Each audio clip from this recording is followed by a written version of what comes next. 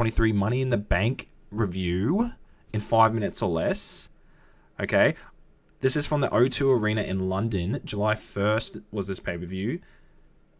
And it was a pretty good pay-per-view. I can't say that for Raw and SmackDown in general, because it's pretty trash. But yeah, we're kicking things off with the men's Money in the Bank ladder match, which I'm showing my boy LA Knight here, which he didn't get buried, but I have no idea why he didn't win this match. Okay? The crowd's up for him. They're ready for him. Like, even Logan Paul would have been a bit better than Damian Priest, in my opinion.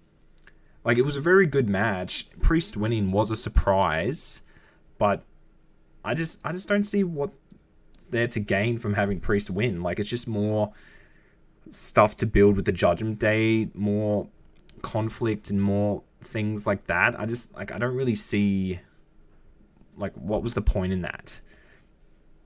Anyway, I think they really dropped the ball with LA Knight here, but anyway, we move on to the women's tag team title match, which was pretty quick, and it did have a surprise with Shayna Baszler beating up Ronda Rousey mid-match and then choking her out. And yeah, I did see on Twitter a lot of people are claiming they knew that Shayna was going to turn on Ronda the whole time. I just don't see it, but okay.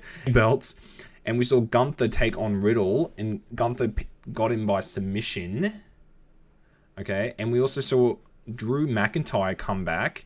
He's been gone since WrestleMania from that three-way with Gunther and Sheamus.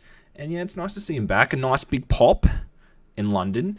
There was about 18,000 people in the arena, so it was pretty loud the whole show. And I just have to ask, where's Bray Wyatt? There's his mention. And we move on to Cody Rhodes versus oh my god.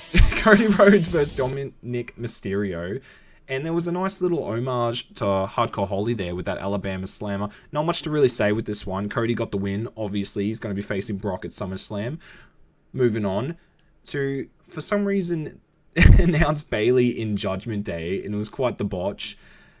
This was a pretty good match. I think it was actually better than the men's Money in the Bank. And a pretty interesting finish with Becky Lynch using the handcuff in Bayley's mouth. I've never seen that before. And Io Sky was the correct winner here, so I don't know, 7 on 10 or whatever a good rating would be. I think it was the right finish. And we saw John Cena make a return. I wasn't reading the dirt sheets. I didn't know he was going to come back. It wasn't like a big surprise thing to me, but it's still cool to see John. And he had a cool little interaction with Grayson Waller, if I can even say his name. I'm Australian, for God's sakes.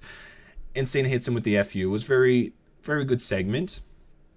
Taking on Finn Balor in a match that was like 12 minutes. Like, what was that about?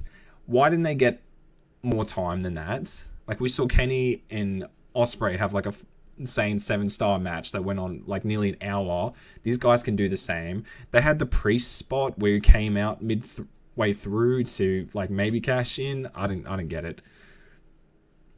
All right, and we saw the main event, which, what was it? Civil War!